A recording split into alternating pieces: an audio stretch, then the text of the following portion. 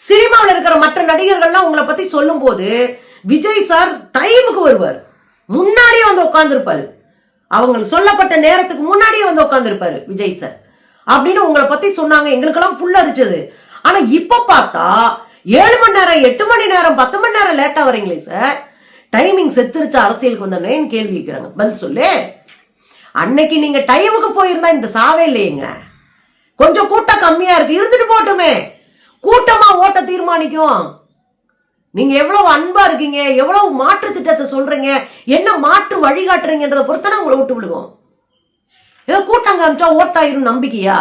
கூட தக்குறி பயிர்களை வச்சுக்க கூடாது 100 தடவை நாங்க அட்வைஸ் பண்ணுமே, கேட்டீங்களா?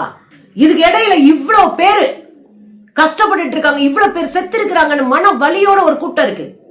ஆனா யார் பெற்ற மகனோன்னு ரீல்ஸ் போடுறாங்க சார் உங்க தொண்டைங்க, உங்க ரசிகங்க. ஸ்டாண்ட் வித் விஜய்னு போடுறான். பாதிக்கப்பட்டவன் 41 குடும்பம் நடு ரோட்ல அழுதுகிட்டு பைத்தியம் முடிச்சு திரிறாங்க. மன பிறழ்வுல இருக்கிறாங்க அந்த குடும்பமே. ஆனா அந்த பசங்க என்ன பண்ணிட்டு இருக்காங்க? Stand with Vijay. விஜய்ல நகத்துல கூட அழுக்கப்படலங்க. 20 அடி பஸ் அகலம், 20 அடி உயரம், ஒரு பையன் தொட்டுக்க முடியாது. 15 அடிக்கு மேல உயரம், பக்கத்துல இருக்க எவனும் பக்கத்துல போக முடியாது. உங்களை பாதுகாப்பா இவ்வளோ ஏற்பாடு செய்ய தெரிஞ்ச உங்களுக்கு, உங்களை நம்பி வந்தவனுக்கு ஒரு சின்ன பாதுகாப்பு, ஒரு சின்ன ஏற்பாடு, கொஞ்சோடு தண்ணி, ஒரு மூத்தரம் போறதுக்கு ஒரு சின்ன டாய்லெட், என்ன அண்ணே புடுங்கின அண்ணே